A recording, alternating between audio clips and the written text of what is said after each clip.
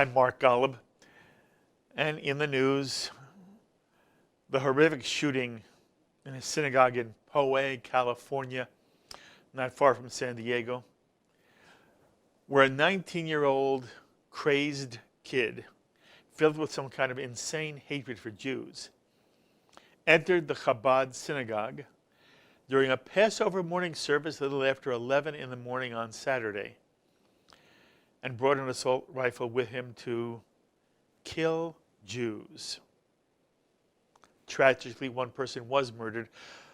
An extraordinary 60-year-old woman named Lori Gilbert-Kaye, a wife and a mother of a 22-year-old daughter, a beloved woman in her community, who in a transcending act of courage and heroism and humanity threw herself in front of her rabbi and took a bullet meant for him. Lori died in the truest sense of Kiddush Hashem, sanctifying life by saving the life of another. And I know you all join me in sending our deepest condolences to Lori's husband and daughter. Zecher Tzidika Livracha, may her memory always be a blessing. 3 others were wounded in this senseless attack. One was a 34-year-old man. One was a young girl, Noya Dahan, wounded in her leg and face, who actually had moved to America with her family from Sderot, Israel, after their home was hit by a rocket and there were injuries. The irony of life, you all know Sderot is under a virtual constant threat of missile attack that forces children to constantly run inside bomb shelters. So the family came to America, where they thought they'd be safe. And now the daughter is shot in a Chabad synagogue in California. The irony. And the third was the 57-year-old Rabbi Yisrael Goldstein, saved by Lori Gilbert-Kaye. Witnesses say the rabbi actually tried to calm the 19-year-old down. He shot him anyway. Rabbi Goldstein sustained defensive wounds in his hands that has cost him his index finger. And even after he was shot, Rabbi Goldstein stood and spoke words of comfort to his congregation before he would permit himself to be taken to the hospital. Rabbi Yisrael Goldstein was a very special human being who taught a sense of Torah worthy of our sages.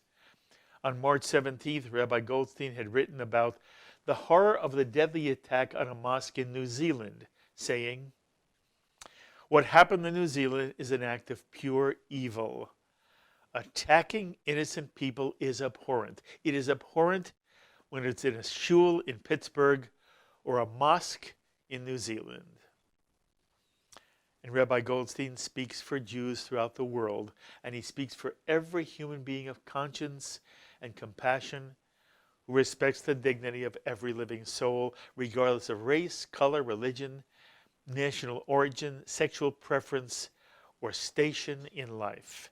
In the Jewish tradition, it is unacceptable to act as a racist or a bigot of any kind. It is a violation of the most essential and fundamental principles of morality to act out of hate for another group of people.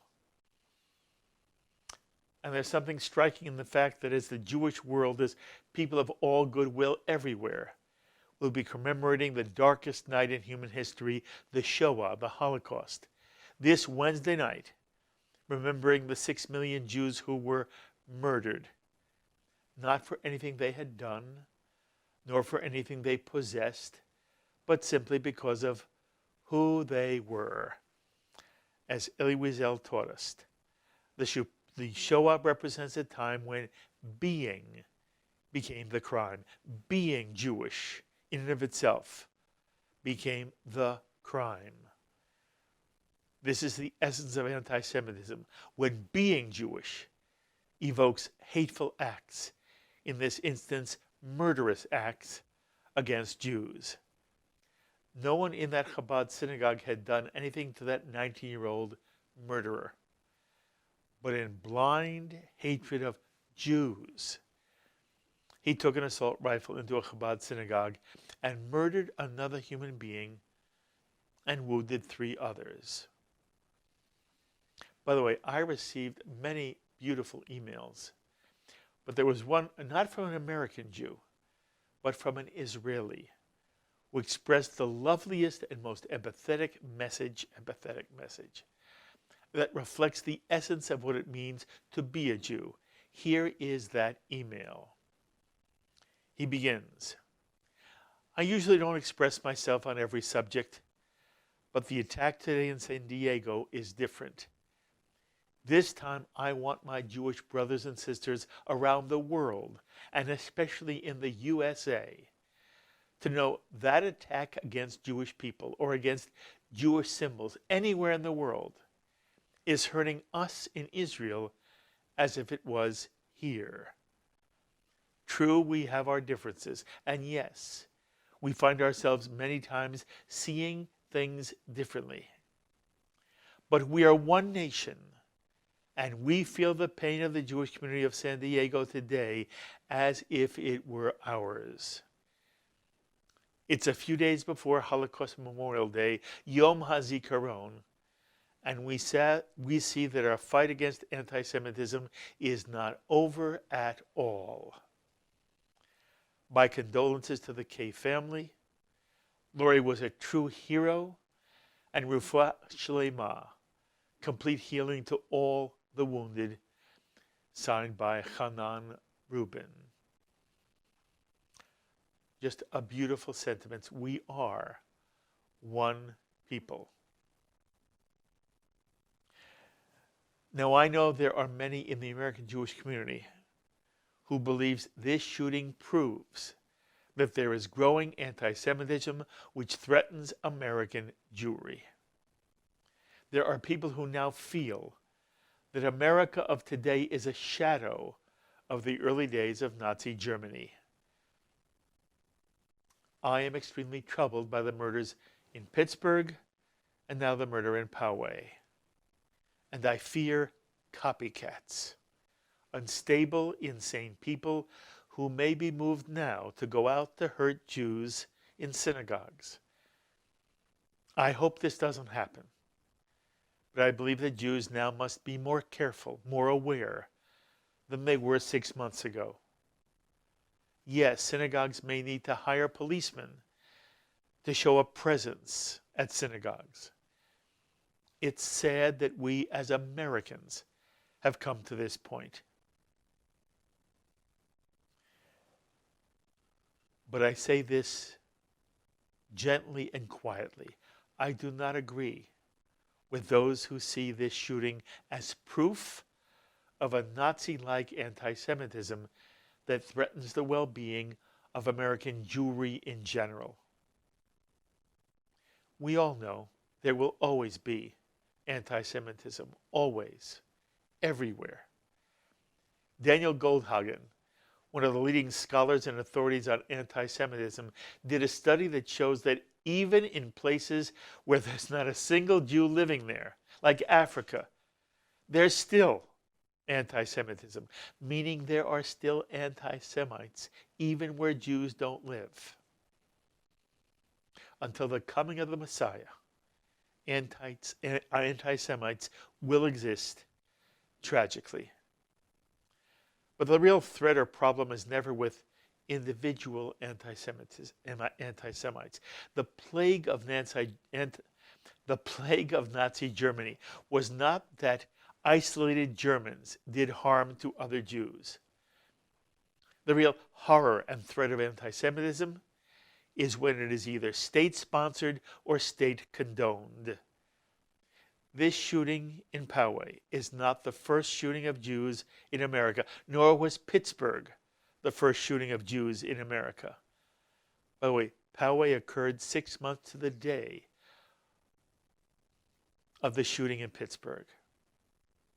But there have been other shootings in Jewish institutions in America.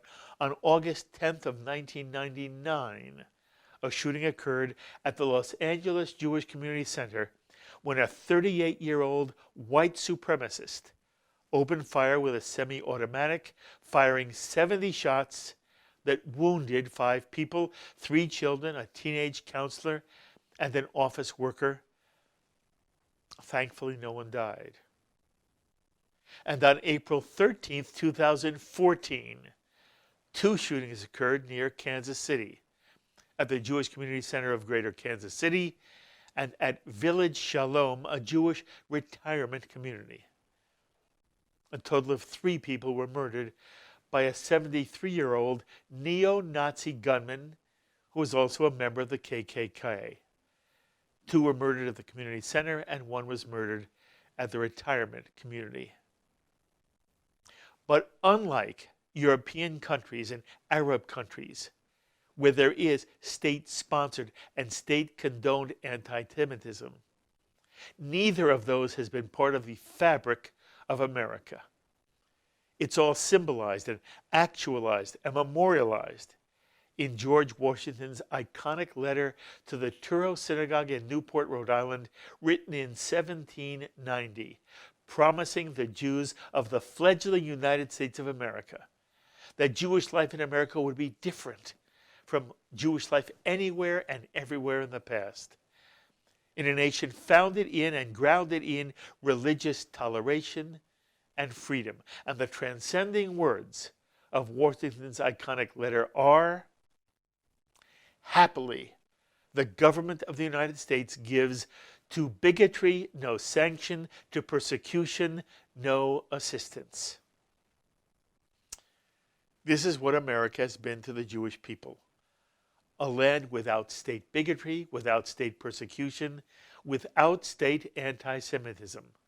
Not that there was never anti-Semitism in America. We know there has been. Jewish kids were once beaten up walking to and from school. Jews were forbidden from living in certain neighborhoods, from joining certain country clubs. There were Jewish quotas in colleges and universities. And Jews were denied jobs because they were Jews. But there was never state bigotry or state persecution of Jews in America. And as our country matured, anti-Semitism waned, especially after the Holocaust. Now Jews can live anywhere. Jews are in all the country clubs, universities, professions, without restriction. Our culture is permeated by Jewishness, from Seinfeld to Sarah Silverman. Yiddish words are part of the American vernacular. And Fiddler on the Roof, playing in Yiddish, is playing to sold-out houses on 42nd Street. There is absolutely no comparison or likeness to Nazi Germany in America today.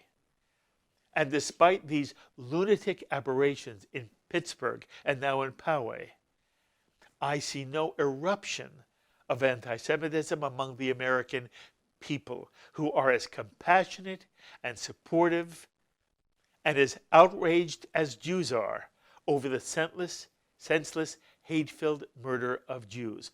All America has stood with the Jewish community in these tragedies. American Christians, American Muslims, all standing in vigils, in memorial services together.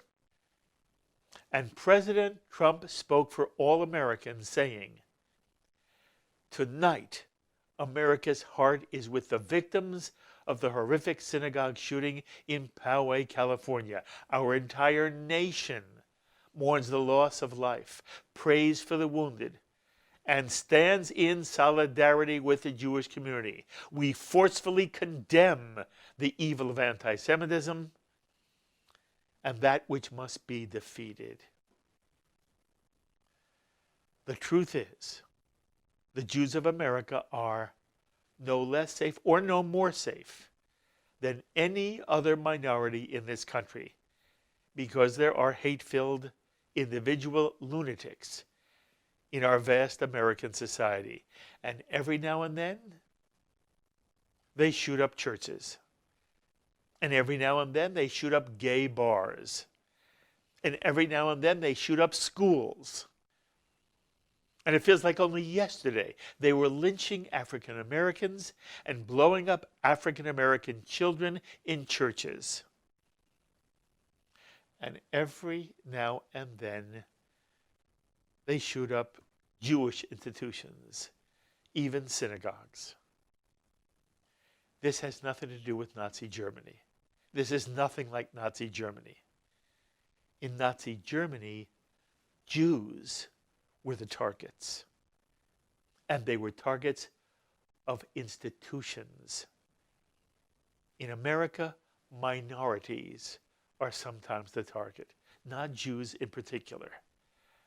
And it's the hate-filled fringe that wreaks the havoc and the death. But the American government, the American people, is not targeting Jews. We do not live in an anti-Semitic country bent on doing harm to American Jews.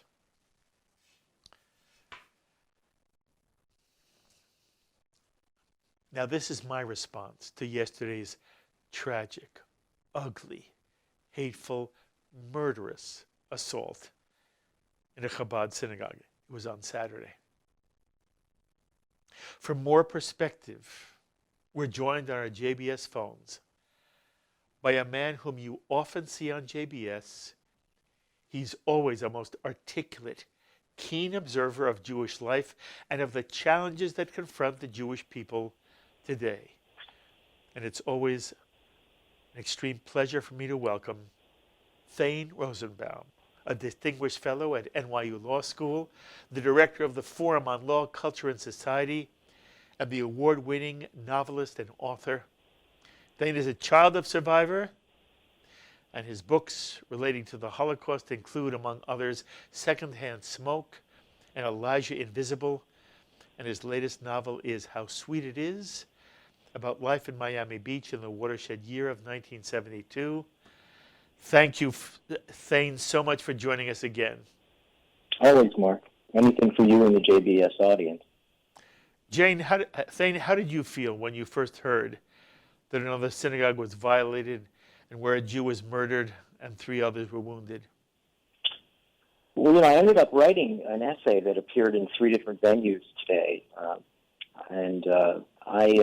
Obviously it's heartbreaking, but it does make one wonder. I mean, I do agree with virtually everything you said, and yet I don't feel safer in the United States. I do feel that while it is true, I pointed out, by the way, in that essay that it was during the Obama administration 5 years ago that there was a Passover shooting in Kansas City. Yes. Outside the JCC. That wasn't in your list, and that's another one that was fairly recent. It preceded the Trump administration. It was also a white supremacist. He ended up killing Christians by accident. Yes. Christians who were going to the JCC because they were welcome to use the pool were shot by this man. And then he went to an assisted living Jewish home and shot again, I think, some nurses who were walking out. But I look, this is the world's oldest prejudice, and it simply isn't going away. You mentioned my friend Danny Goldhagen. One of the things he says in that book you were citing from, I believe, is that, we became complacent in thinking that, the post-Holocaust era had inoculated the world to this disease because everyone saw the gross proportions of anti-Semitism as manifested in the Holocaust. And he's saying, are you kidding? You're talking about 2,000 years of, church-sponsored Christian anti-Semitism that went dormant. It just went underground. Yes. And that's what really concerns me, that we do become complacent. I agree, Mark, with everything you said. Surely this is not a template, or a shadow of Nazi Germany for so many reasons. The most important one is the one you said, that it's not just the state-sponsored nature of it. It's also the neighbors. It's your neighbors. Yes. That's, to me, the more profound idea. Yes, of course, states with militaries and governments and police can enforce these kinds of bigotries. But it's when the neighbors capitulate, when they show indifference, when they're saying, well, whatever happens to Rosenberg is not my concern. Your concept, what you said, is correct. People are leaving flowers and candles and there's a great sense of solidarity among other religions and people. And that is what's clearly different here. And yet at the same time, going to a synagogue now, we've seen synagogue shootings in Paris, violence in Paris and Copenhagen, and now in Pittsburgh and San Diego. Yes. And although it's true that what Jews face in Europe is incomparable to what Jews experience here, in terms of violence in a shul, we're tied up at 2-2. And that's what I'm concerned about, that the idea that the Internet, the rhetoric that we see in the political discourse, the kind of coarsened rhetoric that we have, the anti-immigrant talk, the fact that Jews are being blamed in the extreme right community for two things. They're being blamed for what's now called replacement theology, which is what they meant in Charlottesville when they chanted, "Jews will not replace us," which is that Jews essentially believe in a pure immigration model that assists immigrants to come to the United States and take the jobs of American white people. And that's what Jews are being blamed for. Because of the Internet, and because of a kind of culture that can, glamorize the shooter, people are vulnerable when they go to shul. Very interesting. By the way, very quickly, are you going to be afraid to go to a synagogue now? Well, as we know, Mark, the New York synagogues found religion years ago, meaning they knew that, everyone who goes to synagogues in New York know that they have jersey barriers and extra, And there are policemen. There are policemen. Yeah, there are many more policemen, yes. Certainly on high holidays. So, no, I don't feel, on the Upper West Side of Manhattan at a large synagogue vulnerable. I don't. Okay. But I do think Jews around the world surely feel that way. And I would say Jews in smaller communities in the United States, I seriously hope that they don't take for granted that in a smaller town that this couldn't happen. Okay. I just want to encourage American Jews, be careful. It's appropriate now to have protection, but we should not walk around frightened as American Jews. And I really hope that's the message. At least, Thane, you may not agree with me, but this is my message. This is horrible, horrible. And our hearts go out to Lori's family and to Rabbi Goldstein, both of them were remarkable. One gave her life. But this does not mean Jews have to be afraid that the walls are caving in on them and that Nazi Germany is around the corner. And, both of us are saying that in effect. I want to quickly ask you one more question because I know this is something you've seen and have thought about. This weekend, Thane, the New York Times ran a cartoon which many people, Jew and non-Jew alike, find to be profoundly offensive. This cartoon depicts a blind Donald Trump being led around by a guide dog with Benjamin Netanyahu's head. Thane, what's your reaction to that cartoon in the New York Times? Well, I mean, it's reprehensible for sure. It has been condemned by Jewish institutions. Many subscribers have canceled their subscriptions. You found on the Twitter universe, we heard people actually saying, "That's it. I've been a subscriber for 40 years and I'm finished with the Times." Remember, this is significant only because of the blatantly anti-Israel coverage that is so unabashed and so unapologetic in the Times, and that it oftentimes bleeds into anti-Semitic tropes.